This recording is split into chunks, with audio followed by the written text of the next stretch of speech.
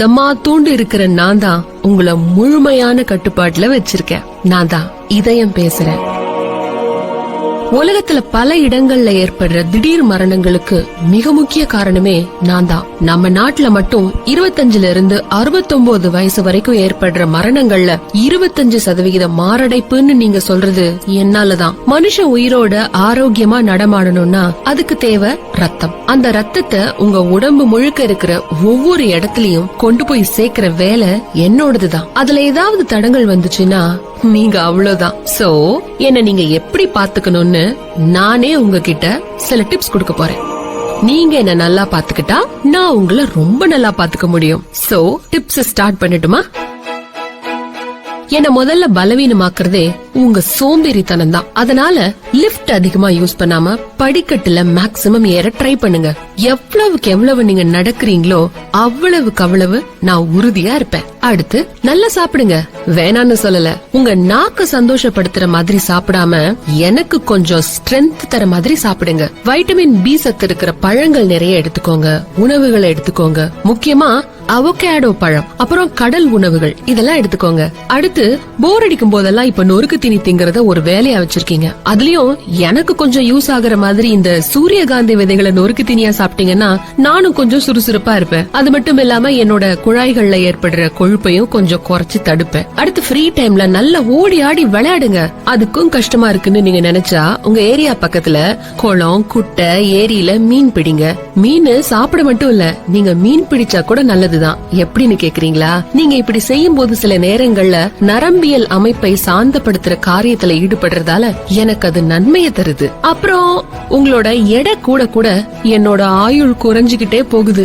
அதனால ஏதாவது உடற்பயிற்சி செஞ்சு அப்புறம் அதுக்கேத்த மாதிரி சாப்பிட்டு உங்க உடம்போட எடைய கண்ட்ரோல்ல வச்சுக்கோங்க.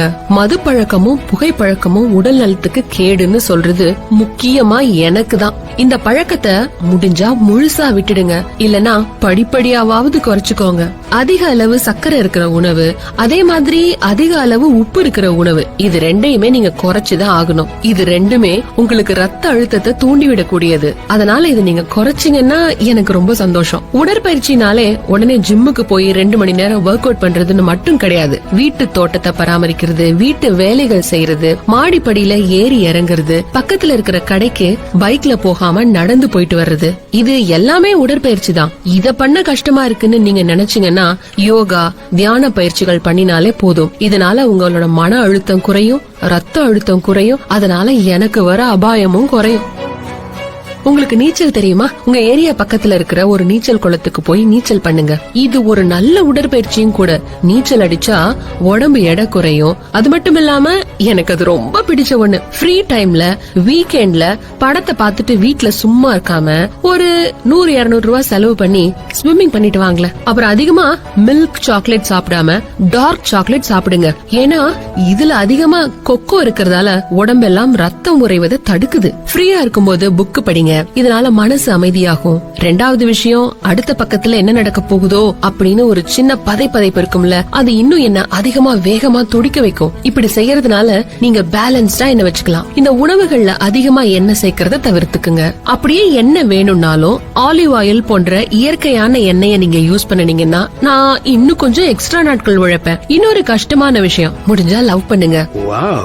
ஆனா உனா காதல்னால இதயம் அப்படின்னு ஒரு மாய பிம்பத்தை ஏற்படுத்தி வச்சிருக்கீங்க. அது வெறும் மாய பிம்பம் மட்டும் கிடையாது, அதுல ஒரு உண்மையும் இருக்கு. நீங்க லவ் பண்றதால உங்களோட இதய துடிப்பு ரொம்ப அதிகமா இருக்கும். அதனால என்னால இயற்கையாவே ரத்தத்தை நல்ல பம்ப் செய்ய முடியும். நீங்க லவ்ல இல்லன்னா முதல்ல ஒரு நல்ல பையனையோ இல்ல ஒரு நல்ல பொண்ணையோ பார்த்து லவ் பண்ண ஆரம்பிச்சிடுங்க. ஆல்ரெடி லவ்ல இருக்கீங்கன்னா இன்னும் நல்ல ஸ்ட்ராங்காவே லவ் பண்ணுங்க. ஒரு நல்ல ஜோக் யாராவது சொன்னா மனசு விட்டு நல்லா நிம்மதியா சிரிங்க. சிரிப்பை விட ஒரு சிறந்த மருந்து எனக்கு தெரிஞ்சு எதுவும் இல்ல. அதனால நல்ல நண்பர்கள் கூட டைம் ஸ்பெண்ட் பண்ணுங்க. நல்ல ஜோக்குக்கு கண்டிப்பா சிரிங்க.